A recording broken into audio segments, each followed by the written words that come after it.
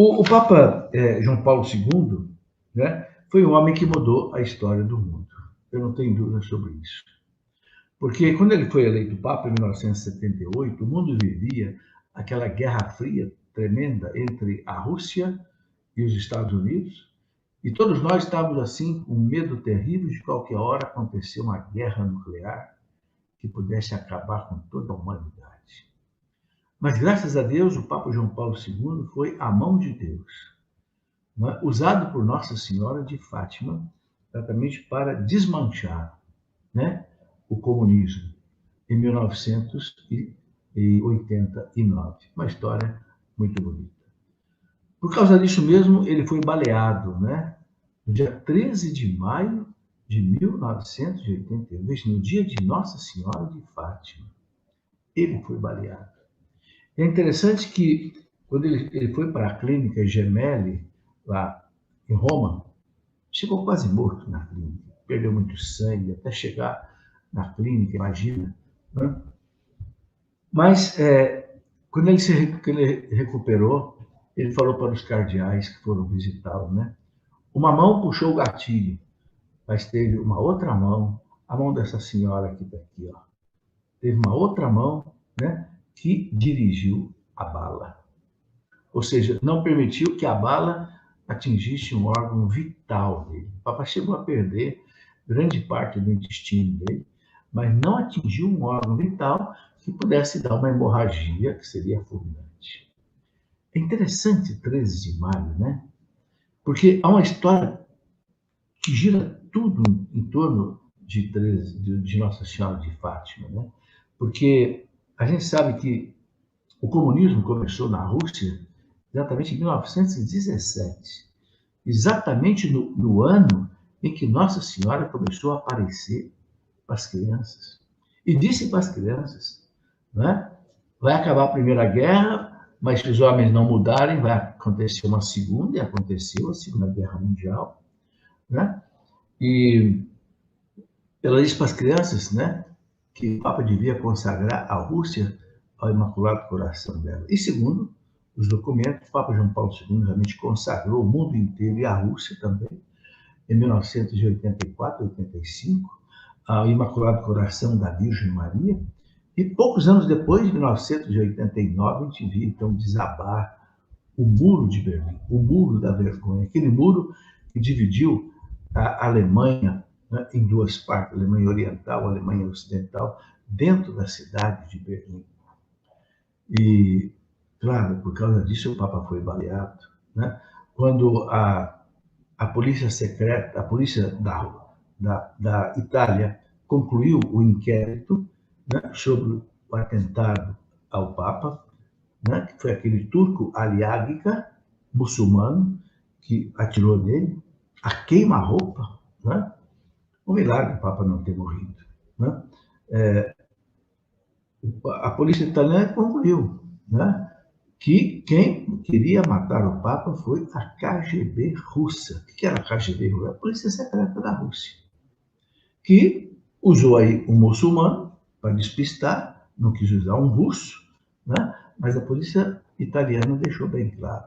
Mas que coisa bonita, não é? No ano seguinte, 1982, no dia 13 de maio, o Papa fez questão de ir a Roma, a Fátima, levou a bala que o atingiu, que a bala caiu no jipe pontifício que ele estava, o Papa pegou a bala, levou a Fátima e pediu ao bispo de Leiria, em Fátima, que colocasse aquela bala na coroa de Nossa Senhora de Fátima.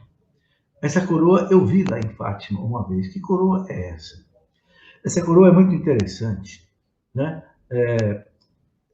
Quando aconteceu a Segunda Guerra Mundial, né, Portugal não entrou na guerra, não entrou. As mães portuguesas imploraram a Nossa Senhora de Fátima que Portugal não entrasse na guerra. Foi uma guerra mundial, que envolveu praticamente toda a Europa, né? E Portugal não entrou na guerra. Então, em agradecimento à Virgem Maria, Senhora de Fátima, por Portugal não ter entrado na guerra, e os filhos, então, não tiveram que ir para a guerra, né? Então, elas fizeram uma coroa maravilhosa. As mulheres doaram as suas joias, seus ouros, mandaram fazer uma coroa belíssima de Nossa Senhora, né? Que está lá guardada no museu lá de Fátima, do lado ali, né? da Basílica de Fátima.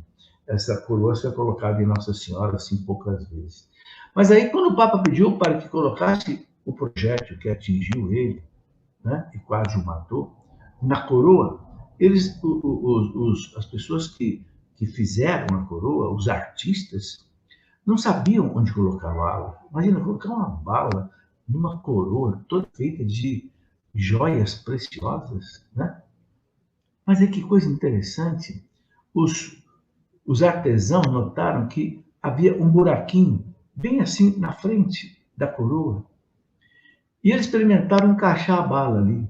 A bala encaixou perfeitamente naquele buraquinho. Eles não sabem por que foi deixado aquele buraquinho ali, bem na frente da coroa. Nossa Senhora já sabia. Aqui eu vou guardar aquela bala que atingiu o meu Papa. Né? E que coisa maravilhosa o Papa foi dar. E depois, no ano 2000, o Papa fez questão de revelar o terceiro segredo de Fátima. O terceiro segredo de Fátima era um mistério tremendo. O primeiro segredo tinha sido revelado, o segundo segredo também. O terceiro, a irmã Lúcia dizia, esse aqui está na mão do Papa, só o Papa vai poder revelar. Os papas não quiseram revelar, nem Pio XII, nem João XXIII, nem Paulo VI, nem João Paulo I, não quiseram revelar.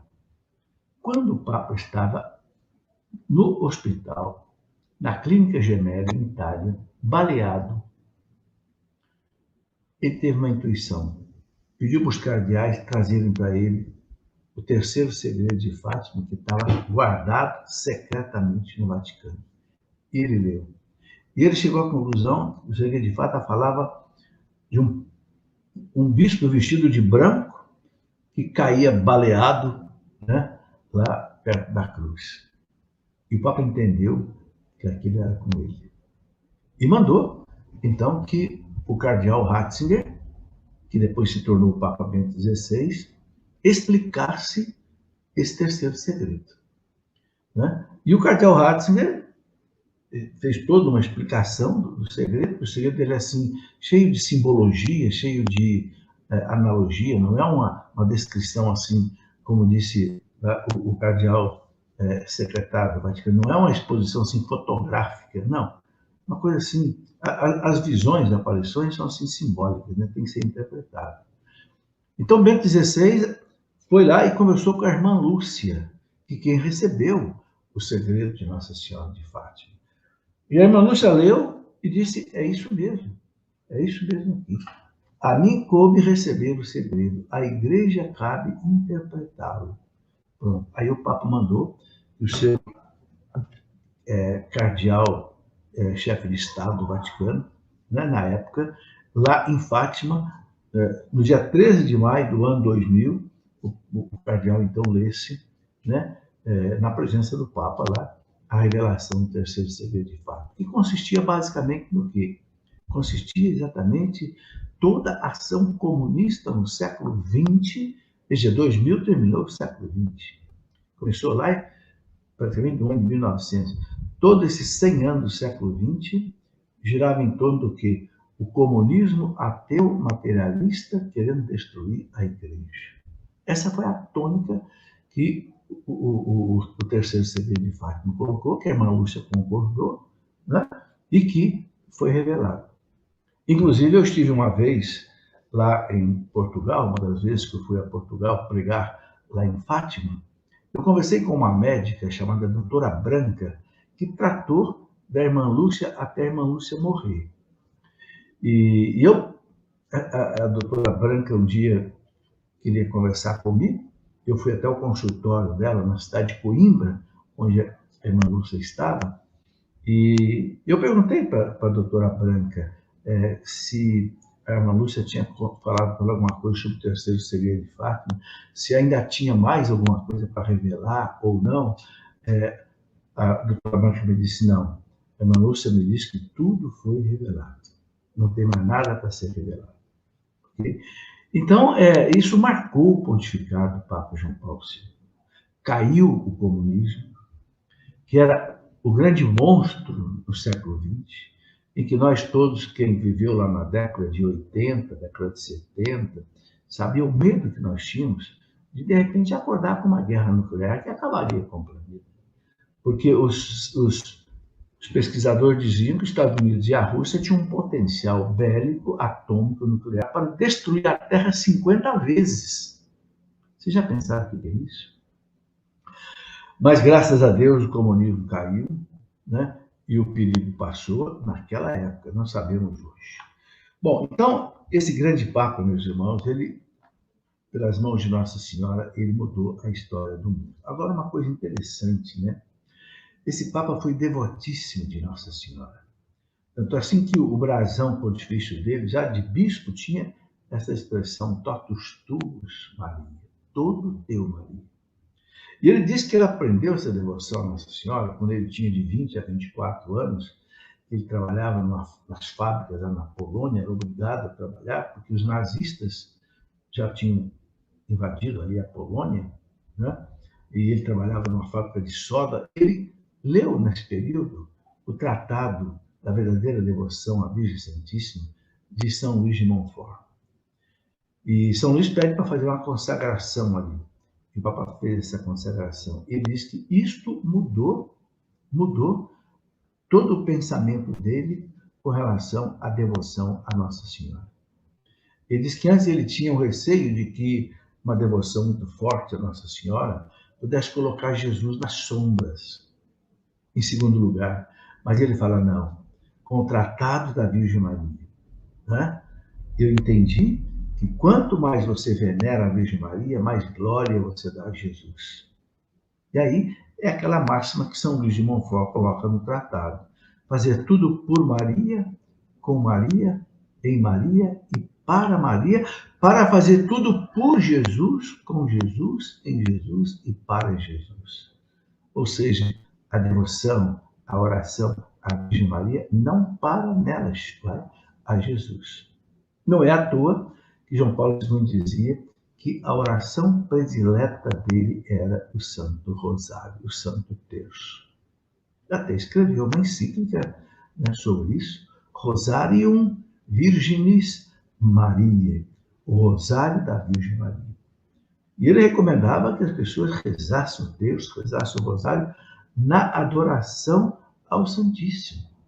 Alguém já me perguntou um dia, eu posso rezar o terço diante do Santíssimo? O Papa João Paulo II recomenda rezar o terço diante do Santíssimo. Bom, gostaria de dar aqui alguns dados sobre a vida desse grande homem, né?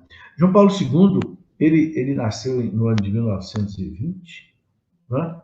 E tinha um irmão chamado Edmundo, que era médico, mas ele perdeu esse irmão com 26 anos, no ano de 1932. Uma morte interessantíssima. Esse irmão dele, que era médico, houve um paciente no hospital que ele trabalhava e que o paciente tinha uma doença que era contaminosa, perigosíssima.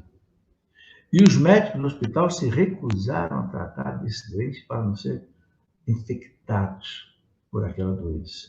Esse irmão, Edmundo, do Papa João Paulo II, com 26 anos, foi tratar aquele doente. Pegou a doença e morreu com 26 anos. Então é muito interessante essa história, a infância do Papa João Paulo II. Ele perdeu a mãe com 9 anos de idade. Sua mãe, Emília, com 9 anos de idade.